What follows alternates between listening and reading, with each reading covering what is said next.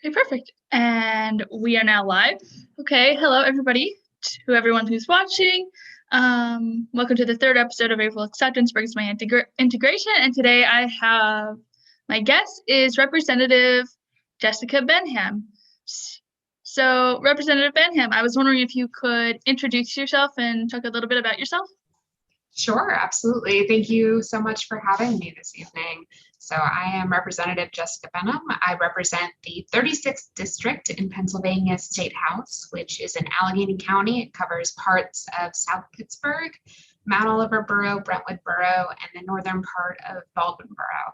I was just elected in November for the first time, so I am a first-term state representative, definitely learning the ropes as I go here, though, to be honest, even the veteran state representatives who've been around for a while are struggling in the midst of COVID to figure out how we effectively provide services to our constituents and how we can most effectively work together in Harrisburg to serve the entire Commonwealth. Before I did this, I was the Director of Development and co-founder of the Pittsburgh Center for Autistic Advocacy, which still remains one of the very few autistic-led organizations.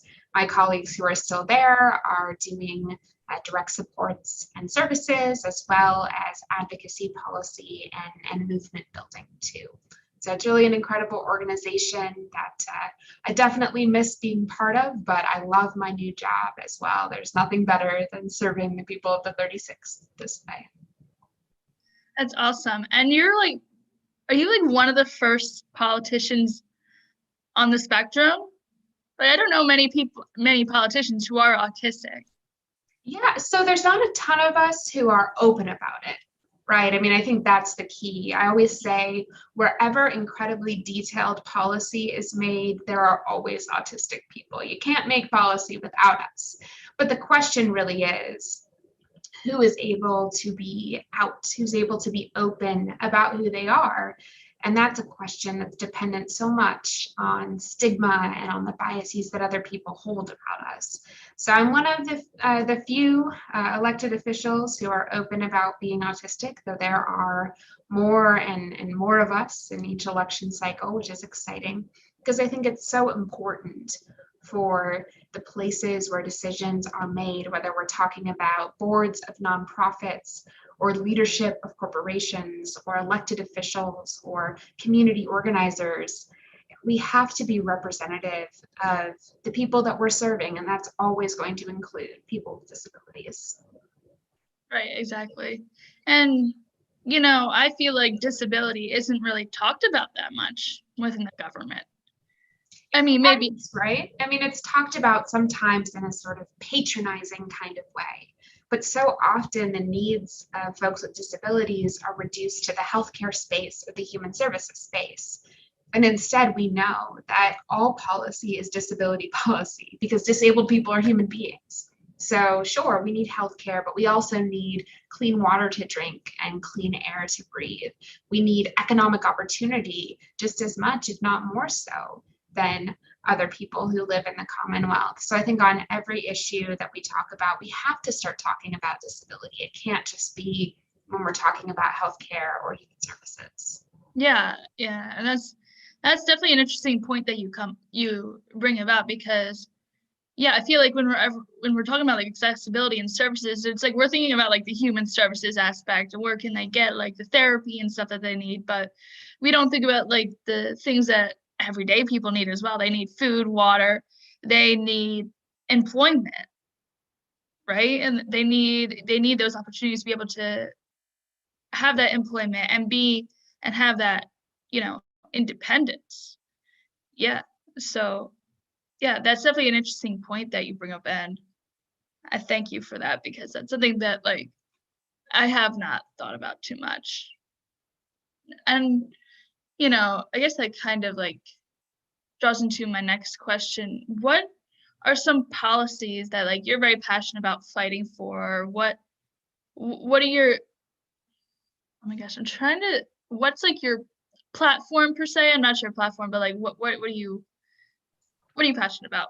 Yeah, so I would say the overarching thing is I want to make sure that we have a government and we have a Commonwealth that works for everyday people, not just for huge corporations or people who are already well off. That's, for me, what drives my policy agenda, is making sure that regular Pennsylvanians can get what they need, not just to survive, but to thrive in our Commonwealth as well. So that means making sure that we're fixing our broken unemployment system.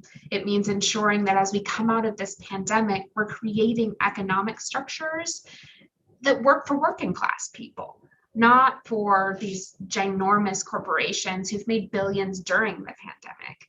It means making sure that folks have access to healthcare that doesn't leave them bankrupt, or just saying, sure, I have health insurance, but it's way too expensive for me to use it, so I just never go to the doctor.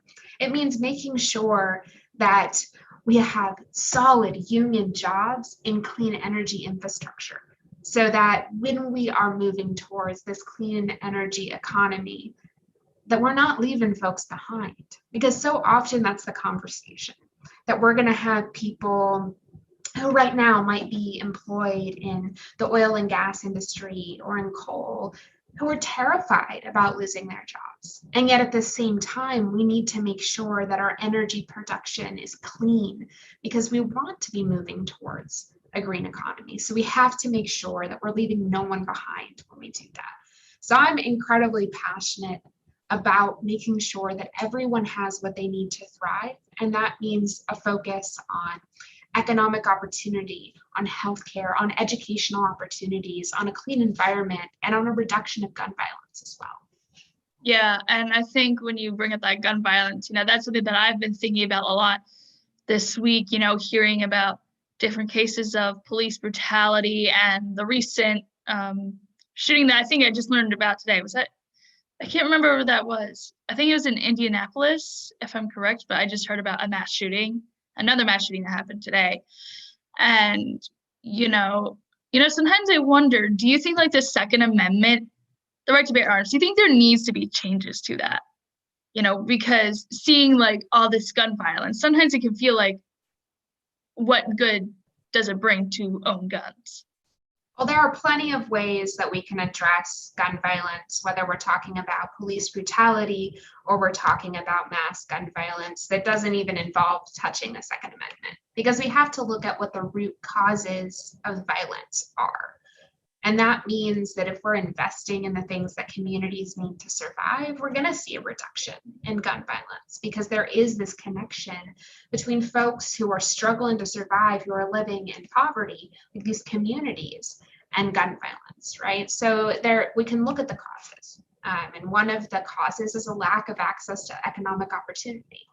But there are changes we can make as well legislatively when it comes to regulating guns that don't involve, we don't need to change the amendment in order to have some gun regulation. So things like having universal background checks, closing loopholes that allow folks to get guns in ways that don't allow for accountability. We can do that. We can make sure that we're investing in mental health services, so that because quite a lot of the gun violence that we see is folks harming themselves. And so we want to make sure that people have access to the mental health supports that they need, so that we're addressing that cause as well. So there are a lot of things that we can do that address the causes of gun violence that we don't need, that it's not impossible to change an amendment. And I think, not necessary in this case. Yeah, definitely. I wasn't sure.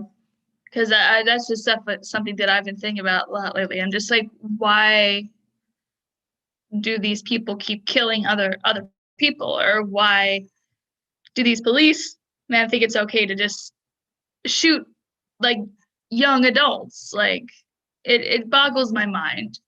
And, and I was wondering if that's something that you've thought about before as well, about this week, and just like this whole past year of like, the whole system of policing, and like, what does that mean?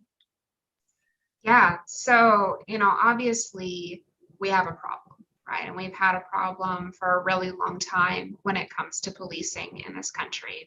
I guess you could say for the entire history of policing, right? We have a massive problem. And so there are a number of things that have been proposed in Pennsylvania, particularly by the Legislative Black Caucus.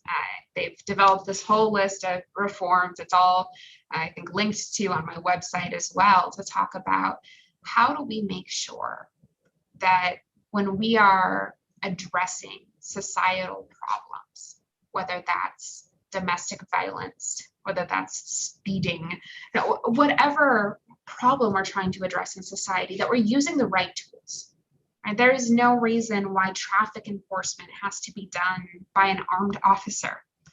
There's no reason why our first responders to a domestic violence incident can't be social workers, right? I mean, we can think about how we invest in the services that reduce the problems that so often we're trying to use police to solve. And so I think it's about making sure we're using the right tools for the job. You know, in my district, we have a lot of folks who are struggling with drug use or with overdoses. And so, you know, when we are addressing someone who is in an overdose, you know, experiencing an overdose, we want to make sure that, you know, nobody's escalating that situation, right? So maybe EMS is the correct team to be responding to that. But it is time that we had, far past time, frankly, a reckoning around addressing how we address these problems that we're facing as a society, and making sure that we're investing in the right tools to help people thrive. Yeah, thank you for giving me your thoughts about that, because I've definitely had a lot of thoughts about that. And, you know, I guess another question is, how do you think, like, all of these issues, you know, with, like, obviously, like, policing, the pandemic, how does it, like, tie into disability? How are people with disabilities or autistic people, how are their lives affected by all these issues going on right now? Oh my goodness. I mean, like I said earlier, every policy is a disability policy.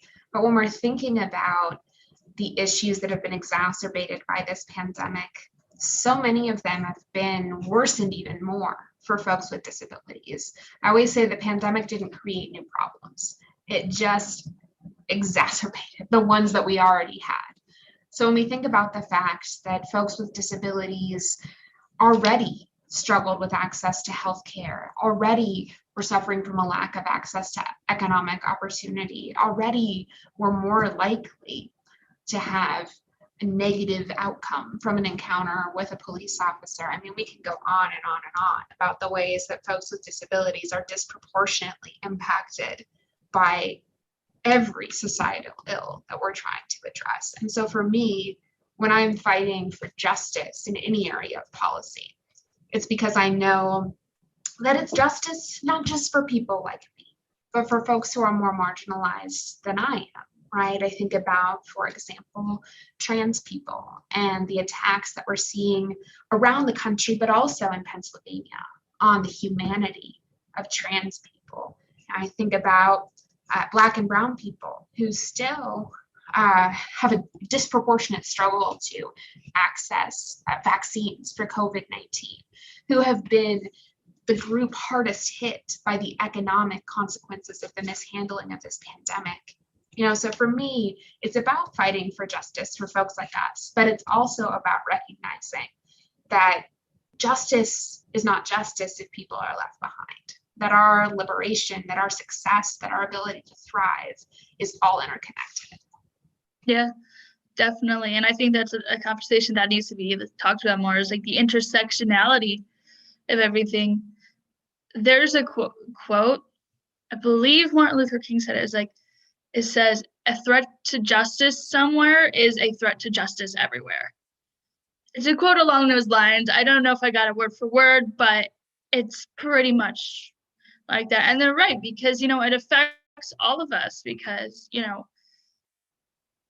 know, we're all people of this world. We're all human beings, and we should want to protect one another. We shouldn't want to, like, bully, kill each other, just like, and, you know, it's definitely difficult to see like different groups of people being marginalized in certain ways. And, you know, these are conversations we should talk about and we should care about these issues because they are our problems too, and we have to be the ones to fix these issues.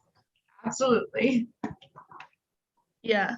So I was wondering kind of what drove you to want to be like a representative or to get into politics? Like how did you face any challenges getting into the position you are right now?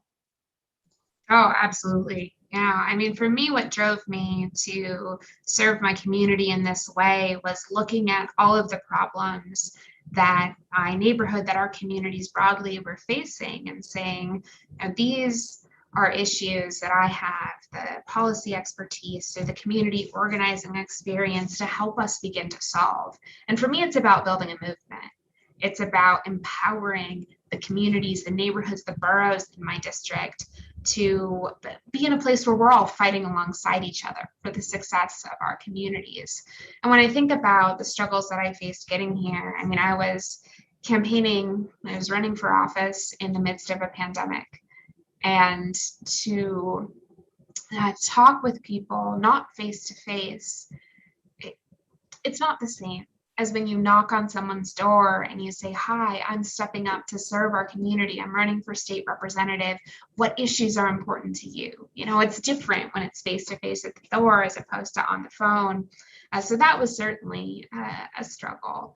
And, but I think at the end of the day, the conversations that I had with people were really wonderful. I so have enjoyed hearing from the folks in my district and learning about what matters to them. I think that's been the most rewarding part of all of this. Yeah.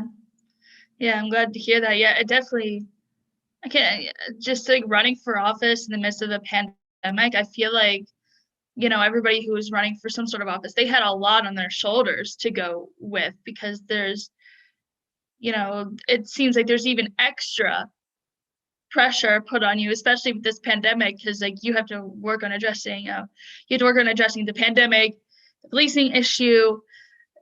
Just like it seemed like there was a whole bucket load of issues that we were focusing on like this time around. It definitely felt like a unique election of some sorts in my Felt like mind. there was a lot at stake, that's for sure. Yeah, definitely. 4 years ago, it's like I didn't think like how much stake we were in. I didn't know that we were gonna be in a pandemic and like, hopefully this is the only one we live through. We'll see. I mean, that's the other thing, right? Is that with climate change, Yeah. there is this correlation between global pandemics and climate change. And so there is a very real fear that there could be future pandemics or future mass crises. And so I think it's really important as we're living through COVID-19 that elected officials aren't just thinking about how do we survive and make it through this one, but also how do we plan so in the future, when something like this happens again, whether it's a big flood or it's a pandemic, that we're adequately prepared to address a mass emergency like that. And so for me, this is about, sure, helping folks live through this moment, but also about planning for the future. Yeah. And speaking of climate change, what are you doing to like kind of like address that issue of climate change? Because I'm taking a class on it right now and it is definitely so real. And it's interesting to me to think about, oh my gosh, human beings are really causing some of the issues in the climate right now. Yeah, so I will admit that climate policy is not an area of particular expertise for me. So you will not see me writing legislation on climate policy because I'm not a scientist and I'm not someone who is specialized in environmental policy.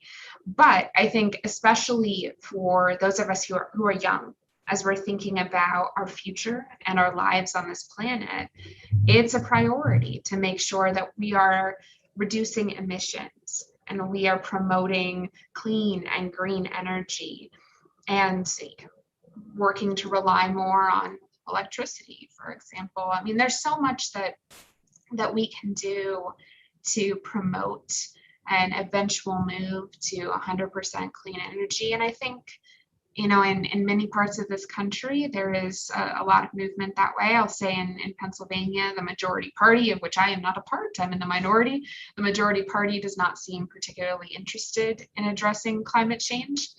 But certainly, when we're thinking about where we get our energy, when we're thinking about how we fuel our vehicles, how we build, it's really important that we're thinking about that impact on the environment. Yeah, definitely. And when you say majority party, which party are you referring to as the majority?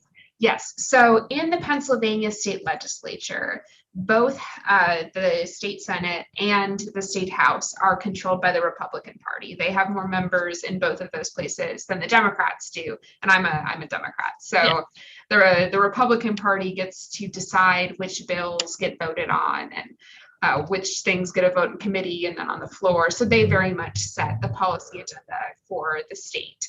And while I can propose and introduce legislation, it's entirely up to the majority party whether or not something gets a vote. I mean, that definitely explains a lot to me. With our governor, he's fighting for the legalization of marijuana. I'm just like, if you're fighting for it, why hasn't it happened yet? And I'm just like, oh, that's why. That explains it. That explains it to me.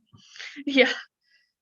Which I am definitely for. I'm not condoning smoking it or like using it or anything, but I feel like, why are people getting arrested for something like this? I feel like there's more important issues to tackle than people smoking marijuana.